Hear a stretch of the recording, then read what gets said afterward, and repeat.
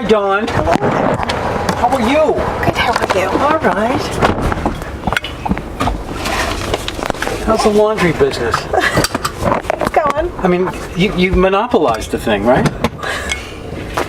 Can anybody else do a laundry business here if they wanted to? They could, yeah. But it's a tough business. It's super labor intensive, Oh, yeah. a lot of infrastructure, and we're a seasonal economy.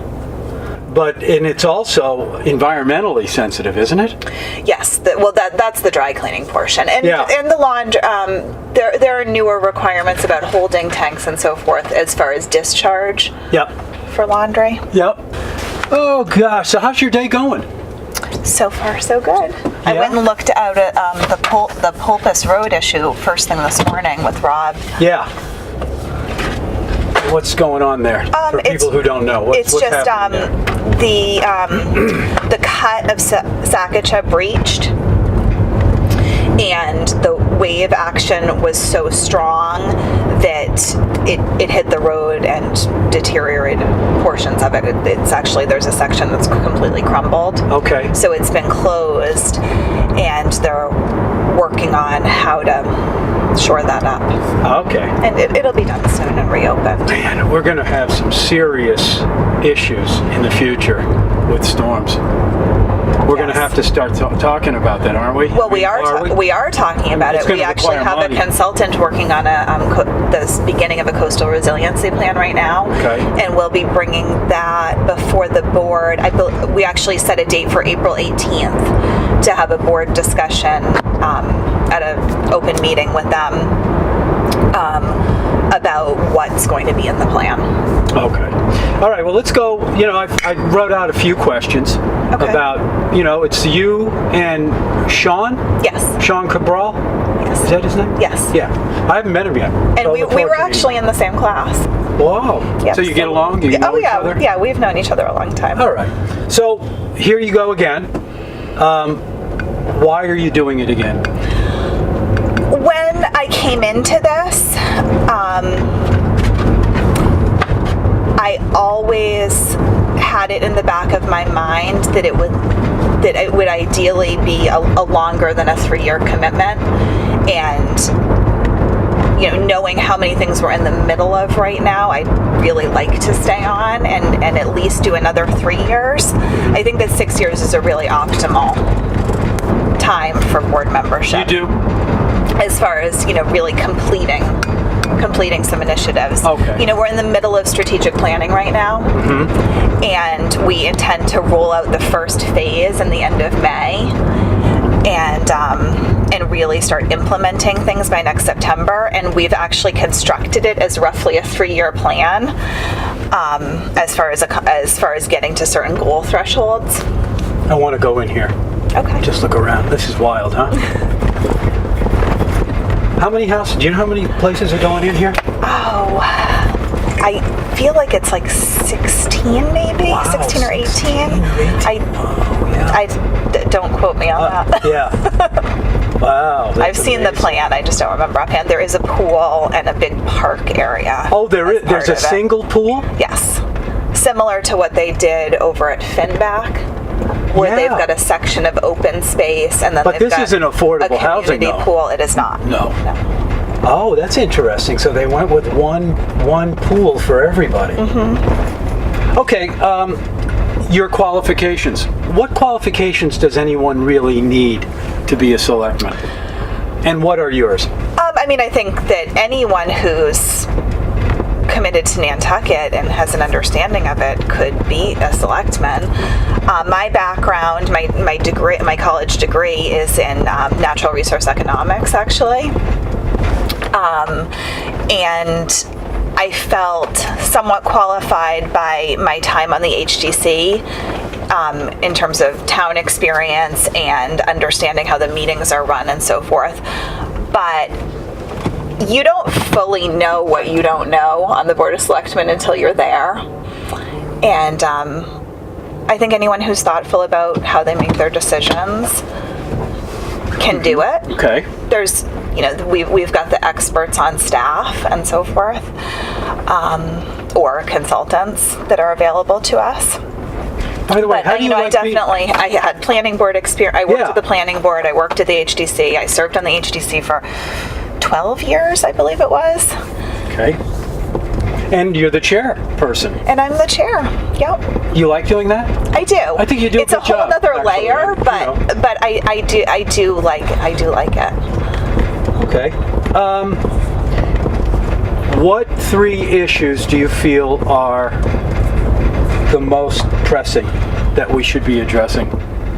Well, what came out of our strategic plan, and I think that we were all very much on the same page, it's the broad issues are housing on Nantucket in terms of year-round affordable and workforce housing, and actually seasonal employee housing as well.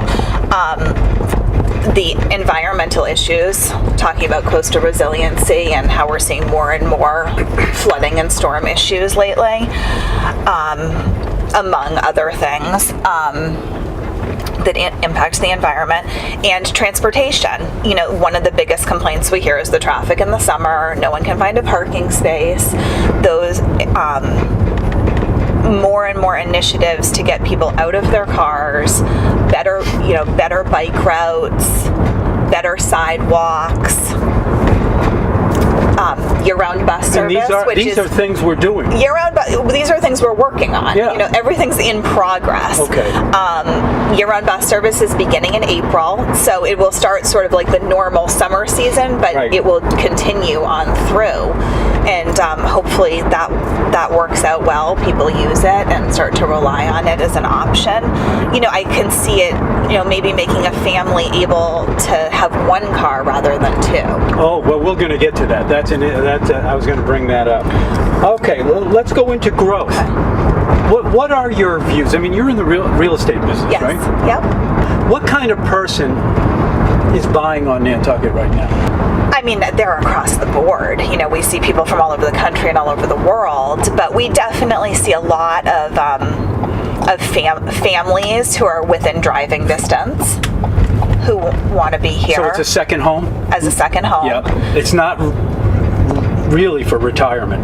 It's actually, we're seeing a lot more of that. Yeah, I was getting we see that a lot of feeling. people who buy their second home and then they sell their primary home and say split their time between here and Florida or some Right. other place. I see a lot more of that. Or people who have actually bought here as a second home and decided to make it their full-time home because they can work remotely. Yep. I've seen quite a few families who've decided that they prefer to raise their kids here. Well, some of these folks, the big money folks, they're not happy with the one thing they really can't stand is the traffic. And they'll go to Maine and look for an estate up there instead of trying to deal on Nantucket now with this traffic. Okay. Do you feel that is is something that important that we have to start addressing it? Is it something we should just live with? No, I think we should address it for everyone. Okay, and I how think would that it we could do be it? a better quality of life. Okay. Year-round reliable bus service. Yep. Better bike routes, better sidewalks. I think that eventually we'll see something like driverless cars. I think that's pretty far off for Nantucket. And we're talking about instituting some form of demand management parking. Okay. Because it's that constant circling around looking for a parking space creates part of the problem. And you did mention... And road improvements on Old South is one of the articles that's in for town meeting. Well, that's right. I'm doing a field trip better with Libby on that. traffic circles, Just turn around. some turning lanes, those kind of things come into play with managing the traffic. Okay. It certainly takes away a bit of our small town feel, but we're at a point where we've got to institute some of these principles. And you mentioned controlling the amount of cars, Dawn? Not control. Or no? Well, how do we do incentive. that? We can't. I don't see how we can actually control the amount of cars, but we can incentivize people. Okay. First of all, why can't we cars. can do that? Because the state says it's against the law. Well, how would you? What about us going on it? Like us year-round people going on and off on it? How do you say like only this many cars can go on the steamship? I I think that it would be very, very tricky to put a limitation on that.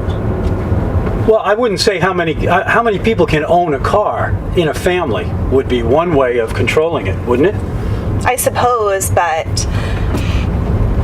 there are people who own multiple cars, like they have a couple antique cars or so forth, but they don't. They do. And actually, Bermuda's tricky. I traveled there this year. Oh, you did? And what did you think? It was great, but it was hard for me to see the island. How come?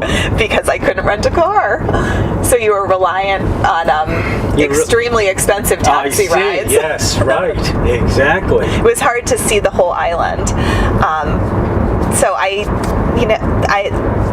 understand it both, in some ways, both ways. Bermuda's done a good job with that. There's definitely not a lot of traffic.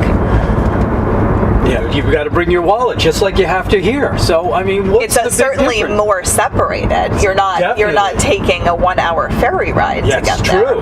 That's true. Okay, so other let's talk more about growth. Should we control growth? Should there be limits on how much building we should do? Have you ever been in favor of a moratorium? On a building count? Yeah.